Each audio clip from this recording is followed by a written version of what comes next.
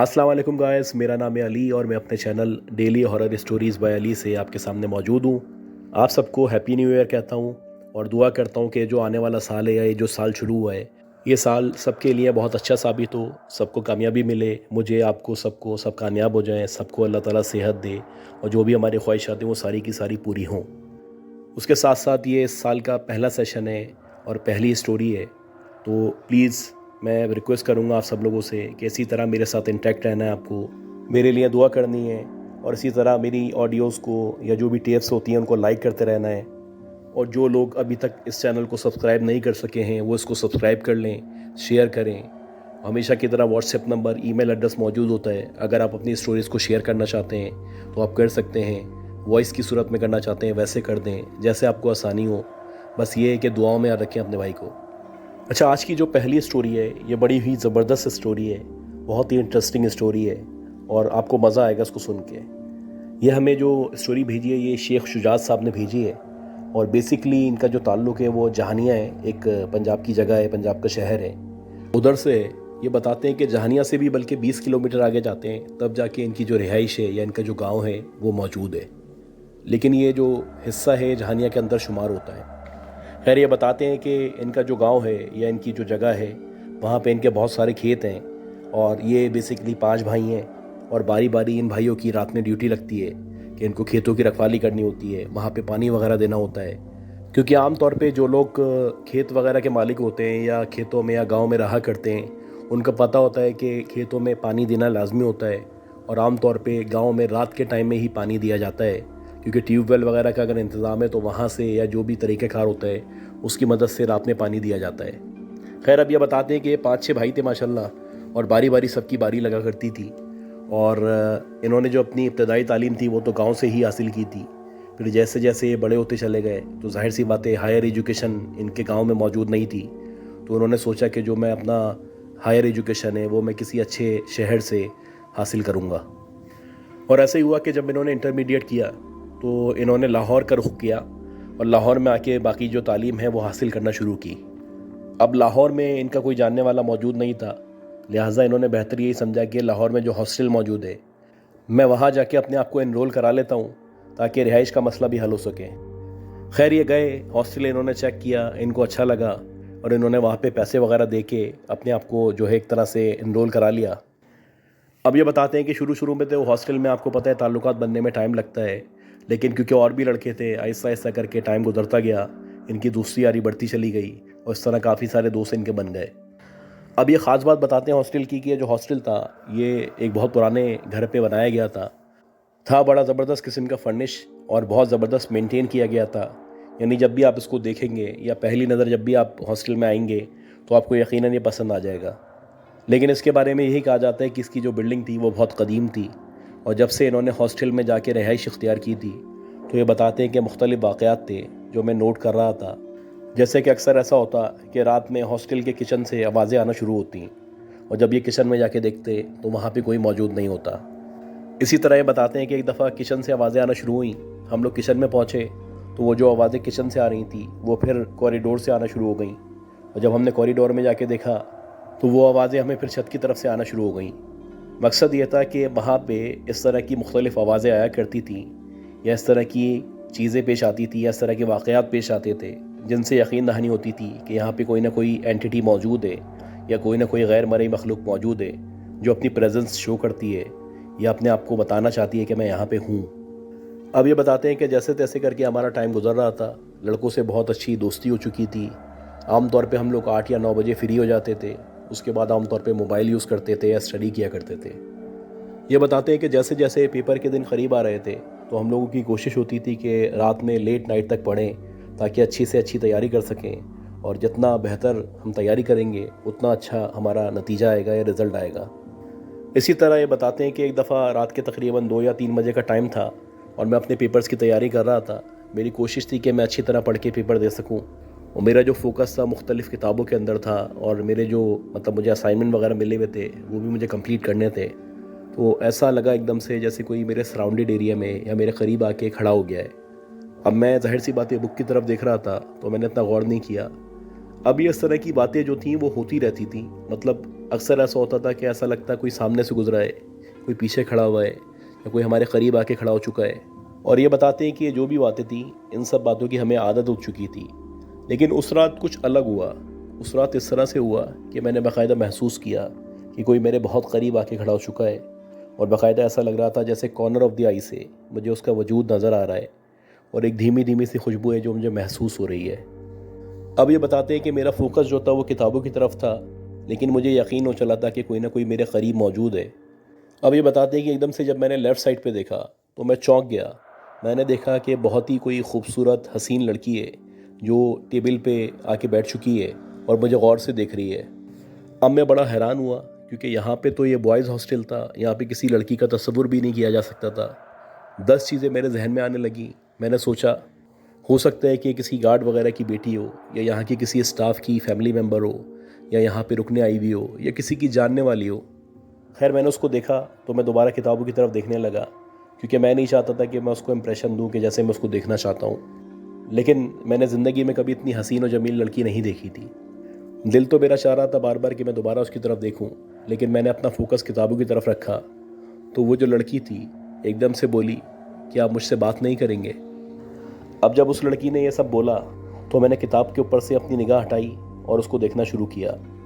अब ये बताते हैं कि जब मैंने उसको देखना शुरू किया तो मेरा दिल चाह रहा था कि मैं उसके ऊपर से अपनी निगाह ना हटाऊं, क्योंकि मैंने अपनी पूरी ज़िंदगी में इतनी हसीन और जमील औरत या लड़की कभी नहीं देखी थी। खैर ये बताते हैं कि जब मैंने उसकी तरफ देखा और उसने ये कहा तो मैंने उससे पूछा कि आप कौन हैं, यहाँ पे क्या कर रही हैं? ये तो एक बॉयज़ का हॉस्टल है और आप यहाँ पे कैसे आई हैं? अब ये बताते हैं कि जब मैंने सवालात किए तो वो जो लड़की थी जैसे वो इन सवालात का जवाब देना ही नहीं चाहती थी। उसने किसी सवाल का जवाब नहीं दिया और वो कहने लगी कि आपकी इसमें दिलचस्पी क्यों है? आप ये देखें मैं कैसी हूँ और मैं ख़ास आपसे मिलने आई हूँ। अच्छा, उसकी जो बातें थी वो इतनी दिल लुभाने वाली थी कि मेरा दिल चाह रहा था कि मैं उससे बात करता चला जाऊँ। मैं जो भी उससे सवाल करता वो अपनी मर्ज़ी का जवाब देती। ये बताते हैं कि काफ़ी कोशिशों के बाद मुझे इतना पता चला कि इस एडमिन में कोई एक बंदा है, ये उसकी बेटी है और ये यहाँ पे आई हुई है, कुछ अरसे यहाँ पे रहेगी और वापस ही अपने घर चले आएगी। उसने मुझे कहा कि मैं आपको उनका नाम नहीं बता सकती और मैं आपसे भी रिक्वेस्ट करूँगी कि मेरे बारे में किसी को नहीं बताइएगा, क्योंकि अगर आपने मेरे बारे में किसी को बताया तो हो सकता है कि मेरे जो पेरेंट्स हैं या मेरे जो फादर हैं मुझे यहाँ आने से रोक दें या मुझे यहाँ आने से मना करें। अब ये बताते हैं वो इतनी हसीन और जमील लड़की थी, जो भी जिस तरह की बातें वो कर रही थी मैं उसकी बातें मानता चला जा रहा था। और ये बताते हैं कि साथ साथ ऐसा होने लगा कि हर दूसरे दिन तकरीबन वो लड़की आती, मैं उससे घंटों घंटों बात करता रहता और आहिस्ता आहिस्ता करके हमारे दरमियान समझ ले प्यार मोहब्बत का सिलसिला शुरू हो चुका था। मैं इतना जानता था कि वो यहाँ पे आई हुई है और यहाँ पे जो एक एडमिन का बंदा है उसकी फैमिली के मेंबर है। इससे ज़्यादा मुझे कुछ नहीं पता था। खैर इसी दौरान ही में बताते हैं कि इनके पेपर्स वगैरह हो गए, उसके बाद इन्हें वापस गांव जाना था। अच्छा, अब ये साथ साथ ये बताते हैं कि जब भी मैं उस लड़की से नंबर मांगता तो नंबर देने से मना कर देती। वो बोलती कि तुम मुझे अपना नंबर दे दो, जब ज़रूरत होगी तो मैं तुम्हें ख़ुद कॉल कर लूँगी। खैर जब मैं गाँव की तरफ जा रहा था तो मैं उससे मिल के गया और उसको मैंने अपना नंबर दे दिया। ये बताते हैं कि मुझे उससे बात करने की या उससे मिलने की आदत हो चुकी थी और शायद उसको भी मेरी आदत हो चुकी थी और मुझे यकीन था कि 2-4 दिन के अंदर अंदर वो मुझे ज़रूर कॉल करेगी। अब ये बताते हैं कि मैं वापस गांव आ चुका था और मैं वेट कर रहा था कि कब मेरा मोबाइल बजे और मैं फ़ोन उठाऊं और पता चले कि वही लड़की है, उसकी कॉल है। खैर इसी तरह 1 दिन गुजर गया, 2 दिन गुजर गए, 3 दिन गुजर गए। इस तरह करके तकरीबन पूरा हफ्ता गुजर गया और फिर पूरा महीना गुजर गया। पूरा 1 महीना हो चुका था, उस लड़की ने मुझसे कोई रब्ता नहीं किया था और मैं बड़ा हैरान था कि वो लड़की जो मुझसे मोहब्बत की इतनी बड़ी बड़ी बातें करती थी, जिसने कहा था कि मैं उसे बहुत पसंद हूँ और जो मुझे भी बहुत पसंद थी, उसने अब तक मुझे फ़ोन ही नहीं किया। मुझे लगा कि शायद ये मेरे साथ सिर्फ टाइम पास कर रही थी और ये वहाँ पे रुकने आई हुई थी तो इसलिए मुझसे मिलने आ जाया करती थी। खैर अब ये बताते हैं कि गांव में ज़ाहिर सी बात है हमारा जो सिलसिला था वो वैसे ही था कि हमारे जो 4-5 भाई थे या 5-6 भाई थे, उनकी बारी बारी खेतों में ड्यूटी लगा करती थी। अब मैं क्योंकि यूनिवर्सिटी के मज़े लेके आ रहा था, हॉस्टल के मज़े लेके आ रहा था, तो मेरे पेरेंट्स ने शुरू में तो मुझे कुछ नहीं कहा, लेकिन जब पूरा 1 महीना हो गया तो मेरे फादर ने कहा कि जब तक तुम वापस हॉस्टल नहीं जा रहे या वापस पढ़ने नहीं जा रहे तो अब तुम्हें भी रात में ड्यूटी देनी होगी। अब ये बताते हैं कि इसी तरह की एक रात थी और मुझे कहा गया कि खेतों में तुम्हें पानी की ड्यूटी देनी है, रखवाली करनी है, क्योंकि बहुत सारे सिक्योरिटी के मामलात भी थे और मुझे कहा गया था कि रात के 9 बजे से सुबह 6 बजे तक तुम्हें खेतों में रहना है। ये बताते हैं कि मैं पूरी तैयारी के साथ जो हमारे खेत थे वहाँ पे चला गया। मैंने अपना मोबाइल लिया, एक पावर बैंक लिया, उसके अलावा लाइट ली, कुछ खाने पीने की चीज़ें लीं, क्योंकि रात भर मैं जाग के गुजारनी थी रात, तो उसका इंतज़ाम करके गया था कि रात कैसे गुजरेगी। और ऐसी बात नहीं है कि मैं पहली दफ़ा जा रहा था, मैं पहले भी काफ़ी दफ़ा यहाँ पे ड्यूटी दे चुका था। अब ये बताते हैं कि मैं खेतों में चला गया, जाके बैठ गया, अपना काम जो भी था वो करना शुरू किया। साथ साथ मैंने हैंड्स फ्री कानों में लगा लिया था और गाने सुन रहा था। जैसे तैसे करके 1 घंटा गुजरा, फिर 2 घंटे गुजर गए, और जब मेरा काम हो चुका तो वहाँ पे एक चारपाई पड़ी थी। मैंने सोचा कि वहाँ जाके थोड़ी देर लेट जाता हूँ, उसके बाद दोबारा उठ के मज़ीद जो भी काम होगा वो कर लूँगा। खैर चारपाई पे मैं लेटा, म्यूज़िक मैं सुन रहा था, मुसलसल गाने सुनता रहा, तो एकदम से मेरी आँख लग गई। अब ये बताते हैं कि आँख लगे हुए अभी तकरीबन आधा घंटा ही गुजरा होगा कि एकदम से मुझे ऐसा लगा कि किसी ने मेरा पाँव पकड़ के खींचा है। अब ये बताते हैं कि मैं चौंक के उठ गया। मैंने अपने इर्द गिर्द देखा तो कोई मौजूद नहीं था। मैं समझा कि शायद मेरा वहम है, तो दोबारा मैंने आंखें बंद की, कानों में हैंड्स फ्री लगाया और दोबारा से गाने सुनना शुरू कर दिए। ये बताते हैं कि 15-20 मिनट के अंदर अंदर ही मेरी दोबारा से आँख लग गई और मैं नींद की वादियों में चला गया। अब मुझे अच्छी तरह याद है कि मैं प्रॉपर नींद के अंदर था कि एकदम से मुझे दोबारा एहसास हुआ जैसे किसी ने मेरा पाँव पकड़ के हिलाया है। अब मुझे बाकायदा महसूस हो रहा था कि किसी की उंगलियां हैं जो मेरे पाँव को पकड़ ली हैं। मैंने आंखें नहीं खोली क्योंकि मैं चाहता था कि जो भी है मेरे और क़रीब आए, एकदम मैं आंखें खोलूं और उसको पकड़ लूं। पहले तो मैं समझा कि हो सकता है मेरा भाई हो या मेरा कज़न हो, जो आमतौर पर इस तरह की शरारतें किया करते थे, क्योंकि वो चाहते थे कि मैं डर जाऊँ। लिहाजा मैंने आंखें बंद रखी। अब जब प्रॉपरली उसने मेरा पाँव पकड़ा तो मुझे ऐसा लगा जैसे कोई नरम सा हाथ है या जैसे किसी औरत का या लड़की का हाथ है। खैर जैसे ही मुझे महसूस हुआ तो मैंने जल्दी से आंखें खोली, और जैसे ही मैंने आंखें खोली तो मैंने देखा कि वही लड़की जो मुझे हॉस्टल में रात में मिलने आया करती थी, जिसकी कॉल का मैं पिछले 1-1.5 महीने से वेट कर रहा था, मेरी आंखों के सामने खड़ी है। मैं उसको देख के चौंक गया। मैं समझा कि शायद मैं ख्वाब देख रहा हूँ। लेकिन जब मैंने आंखें बंद करके दोबारा खोली तो वाकई में वो मेरे सामने खड़ी हुई थी। वैसी ही एक अजीब सी खुशबू उसके करीब से आ रही थी और वैसी ही हसीन और जमील वो मेरे सामने थी। और मज़े की बात ये थी कि चाँद की जो है 14वीं तारीख थी, तो चाँद की जो रोशनी थी वो चारों तरफ फैली हुई थी। खैर मैं उसको देख के चौंक गया। मैंने उससे बोला, भाई तुम यहाँ कैसे आ गई? तो कहने लगी, मैं तुमसे मिलने तो आई हूँ। तो मैंने कहा कि मैं तो हॉस्टल में तुमसे मिला करता था, तुम्हें यहाँ का पता किसने दिया, और यहाँ आ भी गई थी तो इतनी रात में खेतों में कैसे आई? मैं इन्हीं सवालात में उलझा हुआ था और यही सवालात उससे पूछ रहा था कि वो कहने लगी, इन सब बातों को छोड़ो, मैं अब तुमसे मिलने के लिए तुम्हारे पास आ चुकी हूँ, मुझसे बातें करो। खैर मैं आदत से मजबूर था, मुझे उसकी आदत हो चुकी थी। सही बात तो ये कि शायद मुझे उससे मोहब्बत हो चुकी थी। ये बताते हैं कि बातें करते करते पता ही नहीं चला कब 2 से 3 घंटे गुजर चुके थे। ये बताते हैं कि बातों बातों में उसने मुझे बताया था कि हमारे गांव के एक रहीम चाचा हैं, ये उनकी रिश्तेदार भी लगती है।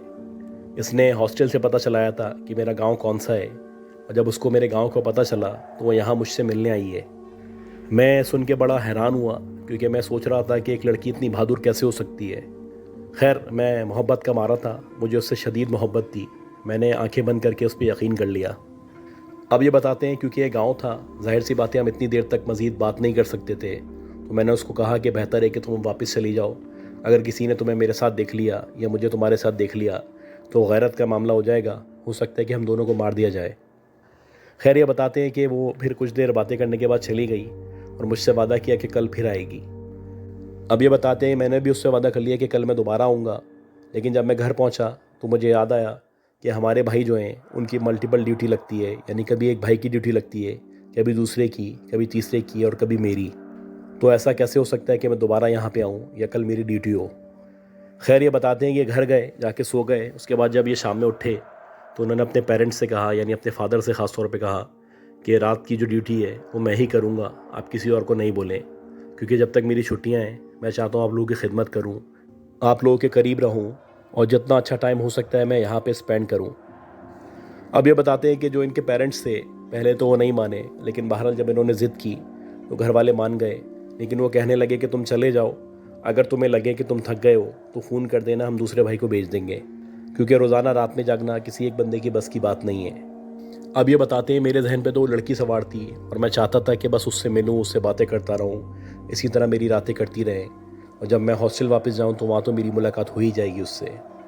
खैर ये बताते हैं कि इसी तरह फिर सिलसिला चलता रहा। 1 दिन, 2 दिन, 3 दिन, 4 दिन, इस तरह तकरीबन 10 रातें तक मेरी उससे मुलाकात होती रही।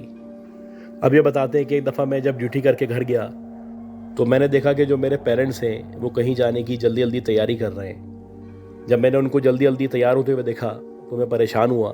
मैंने पूछा कि आप लोग कहाँ जा रहे हैं, ऐसी क्या इमरजेंसी हो गई है? तो वो कहने लगे कि हमारे गांव में जो रहीम चाचा हैं उनकी बीवी की डेथ हो गई है, तो हम लोग वहाँ पे जा रहे हैं। अब जब मैंने रहीम चाचा का नाम सुना तो मैं रिकॉल करने लगा कि शायद ये वही रहीम चाचा हैं जिन रहीम चाचा के घर में वो लड़की रुकने आई हुई है या वहाँ आके रुकी हुई है।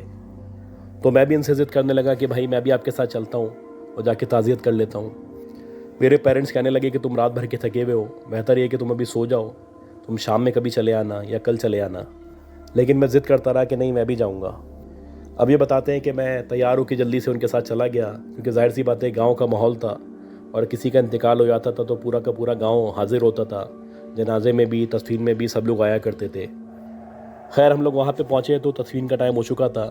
ये बताते हैं कि वहाँ जाके हमारे जो पेरेंट्स थे उन्होंने भी उस फैमिली से ताज़ियत की और मेरी आंखें मुसलसल उसी लड़की को तलाश कर रही थी कि मुझे कहीं से वो लड़की नज़र आ जाए जिसने कहा था कि मैं रहीम चाचा के घर में रुकने आई हुई हूँ।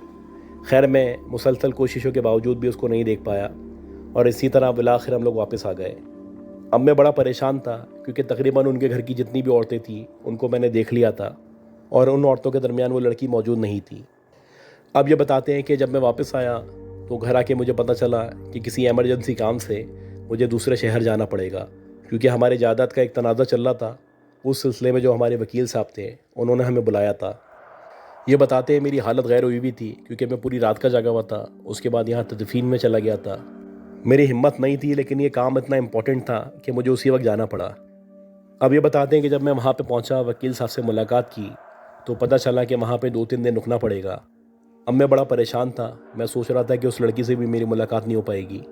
खैर जैसे तैसे करके मैंने 2-3 दिन जो भी थे वहाँ पे उस शहर में गुजारे और जो भी अपने मामलात थे वो पूरे किए, जो भी लीगल रिक्वायरमेंट्स थी वो पूरी की। उसके बाद जो है मैंने अपने फादर को फ़ोन किया और उनको सारी इन्फॉर्मेशन दी कि भाई ऐसा ऐसा मामला है और यहाँ तक बात पहुँची है। अब जो मेरे फादर थे वो मुझे इंसिस्ट करने लगे कि 1-2 दिन और मज़ीद उस शहर में रुक जाओ।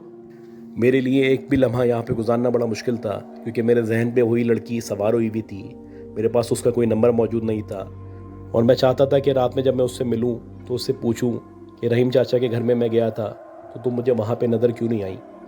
ये बताते हैं कि मेरे फादर क्योंकि इंसिस्ट कर रहे थे तो मैंने सोचा कि 1-2 दिन मज़ीद उस शहर में रुक जाता हूँ और ऐसे हुआ कि मैं 2 दिन मज़ीद उस शहर में रुक गया। खैर जब मैंने उस शहर में 2 मज़ीद दिन गुजारे तो उसके बाद हमारा काम कंप्लीट हो चुका था। अब मैं अपने गांव के लिए वापस निकल चुका था और मुझे पता था कि रात के तकरीबन 2 या 3 बजे तक मैं अपने गांव पहुंच जाऊंगा। खैर जैसे तैसे करके मैं 2 या 3 बजे गांव पहुंचा और मेरी कोशिश यही थी कि मैं खेतों में चला जाऊं। लेकिन जब मैं गांव पहुंचा तो मेरे फादर ने मुझे बताया कि जो तुम्हारा बड़ा भाई है वो आज खेतों में रखवाली करेगा, तो लिहाजा तुम कल चले आना। खैर मैं थका हुआ भी था, मैं सो गया। सुबह जब मैं उठा तो मैंने देखा कि मेरे जो फादर हैं उन्हीं रहीम चाचा के घर जा रहे थे जिनके हम अभी कुछ दिनों पहले ताज़ियत करने के लिए गए थे।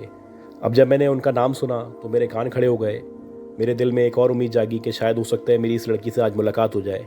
लिहाजा मैंने अपने फादर से रिक्वेस्ट की कि मैं भी आपके साथ चलता हूँ।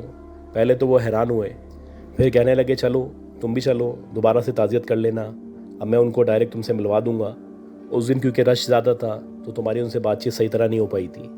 मैं भी खुशी खुशी उनके घर चला गया। उनसे मेरी मुलाकात हुई, सलाम दुआ हुई। तो वो बहुत अच्छे आदमी थे और बातों बातों में उन्होंने हमें बताया कि जैसे अभी इनके घर में डेथ हुई है, इससे तकरीबन 1 साल पहले इनकी भतीजी की डेथ हुई थी। खैर जब मैंने ये सुना तो मैं बड़ा हैरान हुआ। मैंने पूछा कि आपकी भतीजी? कौन सी भतीजी? तो वो कहने लगे कि हमारी यहाँ पे भतीजी थी जो दूसरे शहर से आई हुई थी, यहाँ पे आई थी, बीमार हो गई थी और यहीं पे उसकी डेथ हो गई थी। अब ये बताते हैं कि मेरे कान खड़े हो गए, मेरा दिमाग ने काम करना छोड़ दिया। मेरी समझ ही नहीं आ रहा था कि क्या बातें कर रहे हैं। मैंने उनसे रिक्वेस्ट की कि आप मुझे उस लड़की की, अपनी भतीजी की तस्वीर दिखा सकते हैं। ये बताते हैं कि ये जो सवाल मैंने किया था ये गांव के हिसाब से एक बहुत बड़ा सवाल था, क्योंकि गांव में आमतौर पे इस तरह के सवालात पे कत्ल व गारतगरी हो जाती है। खैर क्योंकि वो लड़की मर चुकी थी तो उन्होंने मायूब नहीं समझा। उन्होंने कहा मैं अभी दिखा देता हूँ। उन्होंने अपना मोबाइल निकाला और मुझे उस लड़की की तस्वीर दिखाई और जब उन्होंने बताया कि इनकी भतीजी है और 1 साल पहले इसकी डेथ हो चुकी है, तो जब मैंने इनकी उस भतीजी को देखा तो ये वही लड़की थी जो मुझसे रात में खेतों में मिलने आ रही थी और मेरे हॉस्टल में मुझसे काफ़ी दिनों तक मिलने आती रही थी। मैं ये देख के बड़ा हैरान हुआ। मैंने कहा कि आप कैसी बात कर रहे हैं, कैसे मर सकती है ये। जब मैंने ये कहा तो ये बड़ा हैरान हुए। वो कहने लगे कि तुम ऐसी बात क्यों कर रहे हो, तुम ऐसा क्यों कह सकते हो। तो मैंने उनको बताया कि अभी कुछ दिनों पहले मैंने खेतों में इस लड़की को देखा था। तो वो कहने लगे कि तुम पहले आदमी नहीं हो जिसने इस तरह की बात की है। तुम्हारे अलावा भी बहुत सारे लोग इस तरह की बातें करते हैं कि अक्सर उनको ये लड़की नज़र आती है, उनसे बातचीत करती है और उनके काफ़ी करीब आने की कोशिश करती है। अब ये बताते हैं कि जब मैंने उनके मुंह से ये बातें सुनी और इस लड़की की तस्वीर देखी तो ऐसा लगने लगा मुझे चक्कर आ रहे हैं और शायद मैं नीचे गिर जाऊंगा। ये बताते हैं कि करीबी जो दीवार मौजूद थी, मैंने उधर अपना हाथ रखा और अपने आप को समझाने की कोशिश की, क्योंकि मैं अच्छी तरह जानता था कि मेरी इस लड़की से पिछले तकरीबन 1 से 2 महीने से बातचीत होती चली आ रही है। ये पहले मुझे हॉस्टल में नज़र आती थी, मुझसे बातचीत करती थी। अब मुझे गांव में खेतों में नज़र आती है और रात में आके मुझसे बातचीत करती है। ये बताते हैं कि ये जो वाक़या मेरे साथ हुआ था ये मैं किसी को बता भी नहीं सकता था, क्योंकि मैं जिसको ये वाक़या बताता वो यकीन नहीं करता। खैर, ये बताते हैं कि उसके बाद से मैंने वो जो हॉस्टल था उसको छोड़ दिया और किसी दूसरे हॉस्टल में अपनी रिहाइश इख्तियार कर ली। और जितने भी दिन मैं गांव में रहा, मैंने रात की ड्यूटी वहाँ पे अंजाम नहीं दी, क्योंकि मैं नहीं चाहता था मेरी दोबारा उस लड़की से कोई मुलाकात हो या कोई इंटरेक्शन हो। और ये अल्लाह का शुक्र है कि मैं बाल बाल बच चुका था। अगर मैं मज़ीद उसके साथ टाइम गुजारता तो हो सकता है मेरी जान चले आती या वो मुझे नुकसान पहुँचाती। तो गाइस, उम्मीद करते हैं आपको ये स्टोरी पसंद आई होगी। अगर आपको ये स्टोरी पसंद आई है तो प्लीज़ मेरे चैनल को लाइक करें, सब्सक्राइब करें, शेयर करें। दुआ करें कि अल्लाह मुझे सेहत दे, ज़िंदगी दे, आसानी फरमाए। अपना ख्याल रखिएगा। अल्लाह हाफ़िज़।